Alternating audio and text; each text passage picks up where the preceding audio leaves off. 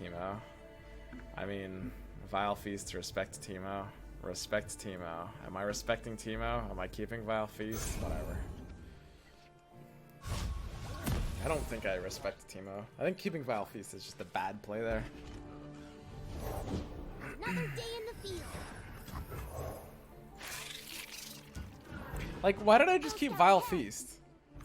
That's such a horrible play. It's Teemo. Like, what am I doing?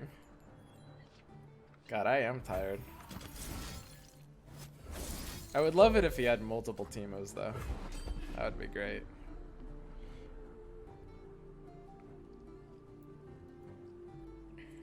Is Gwent's mulligan system bad, or should Runeterra adopt it? Is he serious? Holy fucking shit, this guy. He actually has two. He drew all three Teemos. Well, good thing I kept the Vile Feast. What the fuck was that? Okay. Like. Oh, thank God we respected the Teemo, huh? Jesus Christ. Like, we just lose if we don't keep that second Vile Feast.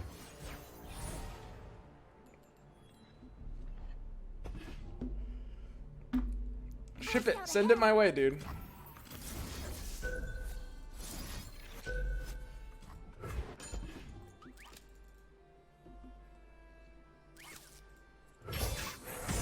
Push on without me.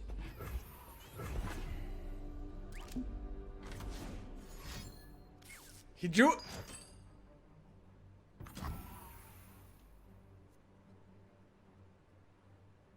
This fucking guy.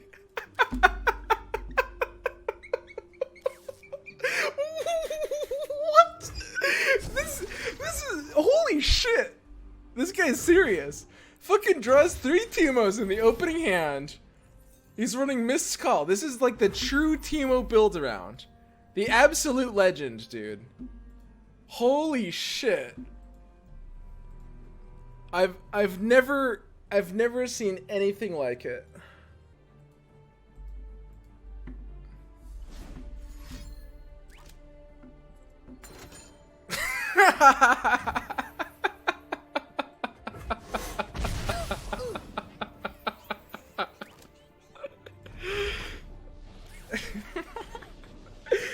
Who is this guy?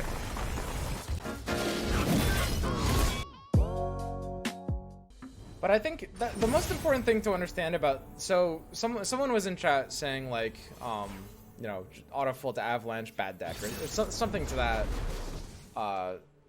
notion. The most important thing to understand is like the probability of it all, because like no statement is meaningful without any probability involved. So like, I'm gonna pull some numbers. These aren't backed by data, but it's just like a way to look at it.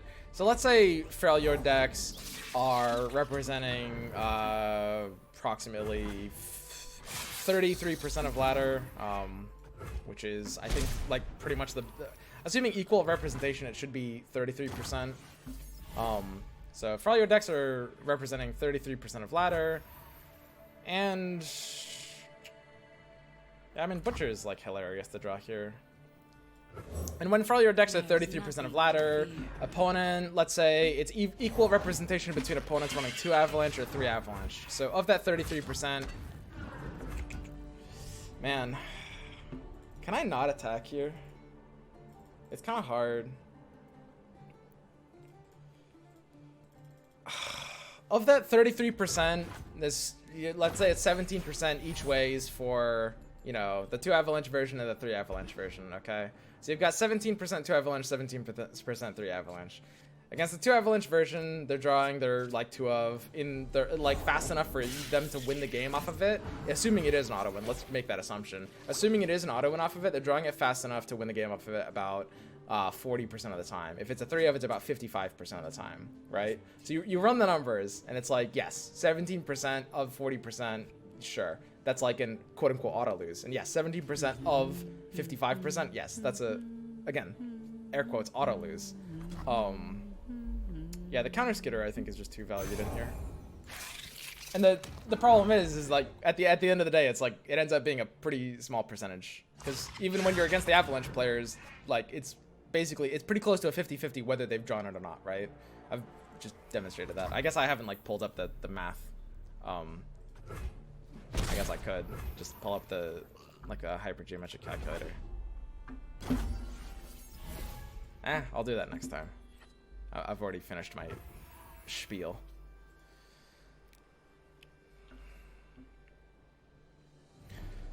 This one's quite interesting. Really looking to flip Elise in the mirror.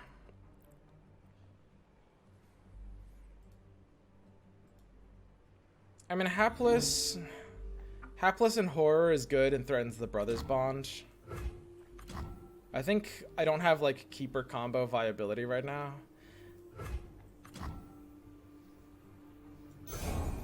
I'll have to do this. Does that mean we always play like they don't have it? No, it completely depends on your hand state. If you're in a hand state where they can have it and you'll win, you play a bit like they have it, but not all in that they have it, but a bit like they have it.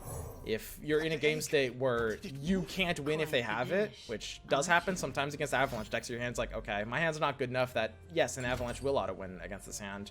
And yeah, when that happens, absolutely. So always keeping the Elise up here. Since he developed his own hapless, you know, honestly, there's no great second target for this bond, huh? I guess our hapless can just stay back as a blocker.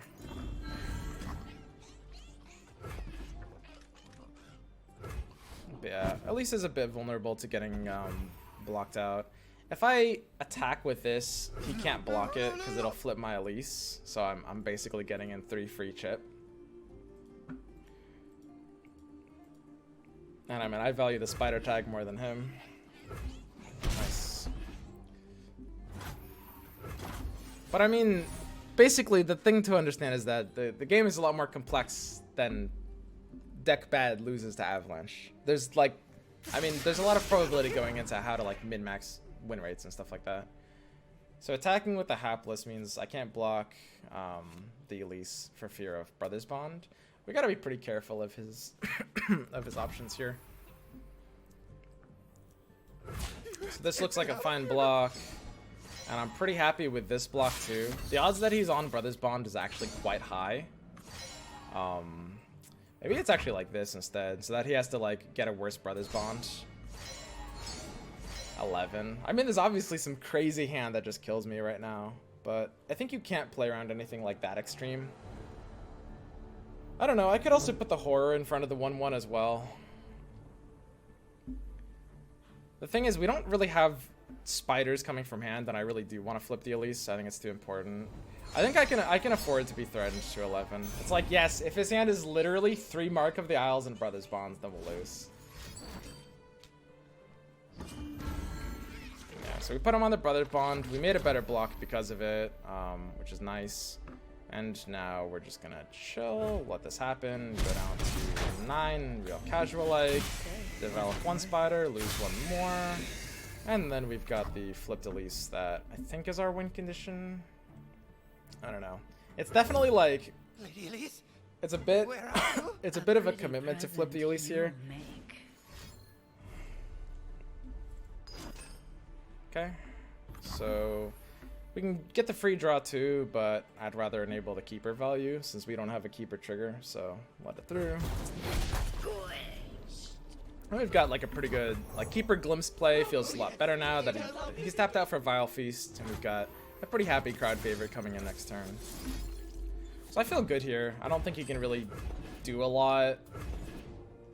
Like, we own the board, we have hand advantage. Feeling great.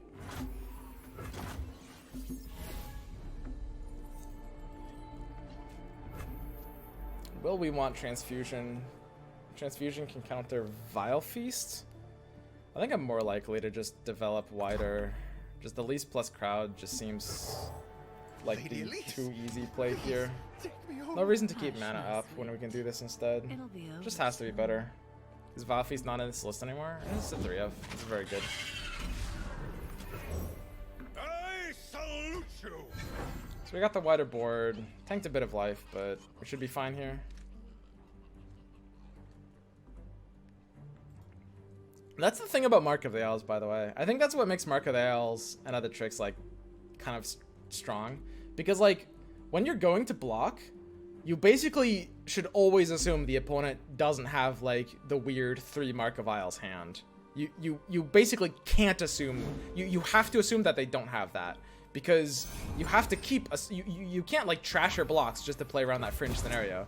So that means when they do have that hand, it kind of goes from being like, in a normal card game, in a normal aggro deck, that kind of hand is normally brickish, but it goes to being like kind of almost an auto win.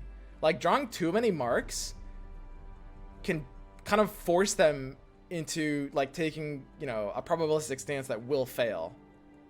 And that's why I think Mark is just super crazy in aggro decks. It's a really, really big deal.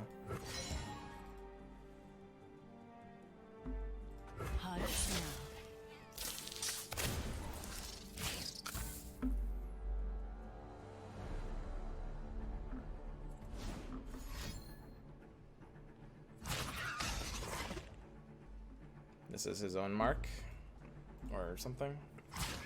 Could probably leave Elise back here, I guess, but the thing is, he's gonna kill my other spiders. I don't think we're gonna have enough spiders for that to flip. Yeah, sure. No problem, dude. I swim wearing a kimono. Yeah, this is a men's silk kimono. It's actually very cheap. You can just get these on Amazon for like 20 bucks.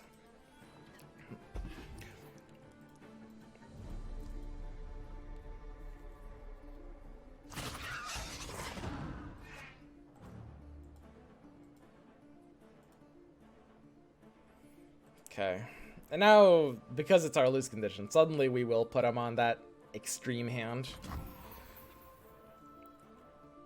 I mean, I guess I wouldn't mind just like blocking with Bond, TBH. He's got like double Mark of the Isles or something. Blocking with Brothers Bond feels fine. I don't think there's any way he can like escape this lethal. And he doesn't have like tall removal for this guy. Please, I have connections. So the one thing he could be on is some of these decks are running Rasa. So if he Rasa's here, he's killing 2 spiders, and then we slap him. And we're good.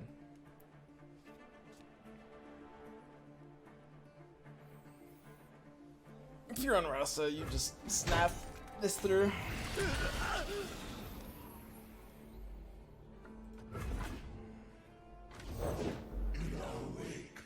Rasa kills off a couple of spider dudes.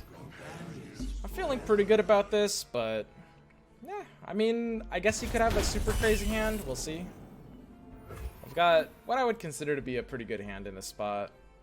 Like, this is a hand you like being on. So he's forced to block the Rasa. I think I will actually take a kind of an aggressive Vile Feast, because if I can't close the game out next turn, we actually open ourselves to a bit of a lose condition. So I think this Vile Feast, it'll always push through damage because he's forced to block the crowd favorite with the Rasa. So this is always going to be that 1 damage, and it gives me 1 additional attacker as well, which could help get that like lethal reach, because we want to open attack so we can't use it next turn. Double transfusion hand looks good.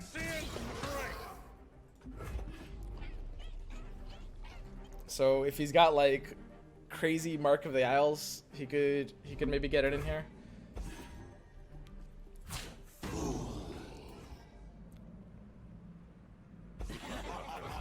Yeah, that's not good either, dude.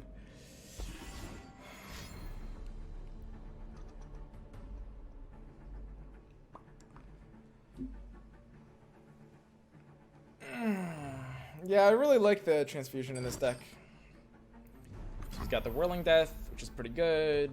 We can go ahead and damage this to help our guy survive. And we're pushing lethal. So even if he has a second card, we should still do. Woo!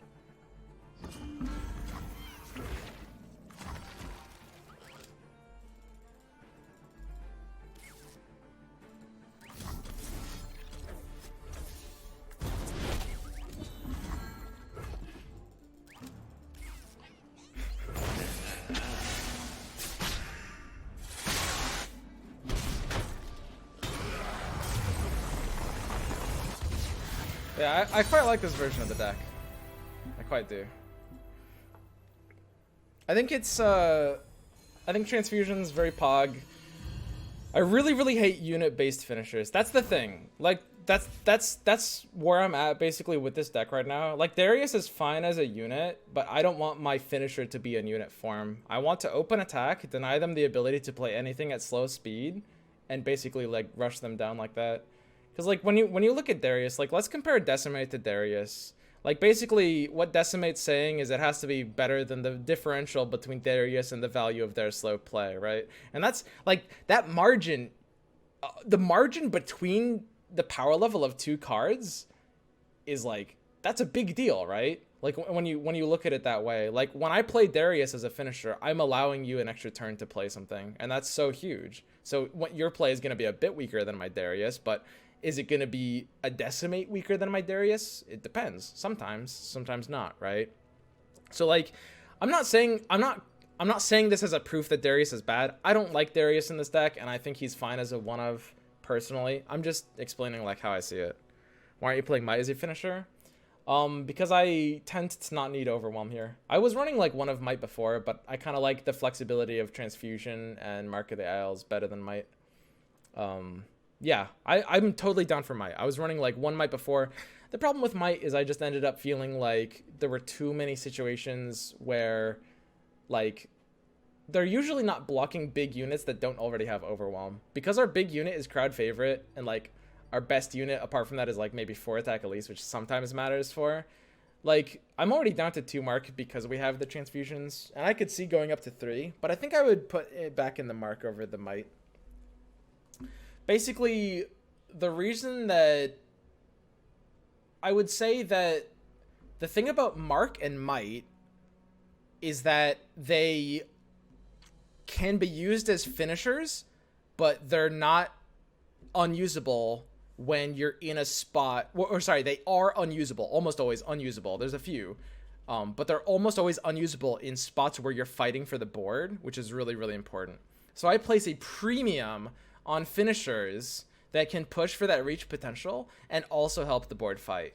And that's Brothers Bonds, which everyone agrees on because this is permanent attack points. You usually use this as a finisher, but sometimes you will use it earlier. And Transfusion, which I think people are sleeping on. Because again, this is sort of similar to Mark of the Isles. It costs 1 more mana, but in those late game finishers, you don't need that 1 mana. And yes, sometimes that 1 health will make a difference. Or sorry, 1 piece of damage. Like one point of Nexus damage matters a lot. But the fact that Transfusion can help you fight for early game boards when you're kind of slipping a bit, and Mark of the Isles is a bit more limited in that way, makes me respect Transfusion better, right? And I think this is like a crazy powerful kind of card. Brothers Bond being the best example, but like a finisher at burst speed. Burst is important right now just because of deny, but in other metas maybe fast is fine. A finisher at burst speed that doesn't feel bad otherwise. And honestly, Mark is fine. Like Mark isn't bad when you're fighting for the board, and maybe it has to be a 3-0 for that reason. But again, that's why like Might just feels like like at best I'm pushing like 1 or 2 points of damage over Mark, and that, you know, don't get me wrong, for an aggro deck that can matter, but I just feel like it's a little lacking here. But yeah, I'm really liking this Spiders version.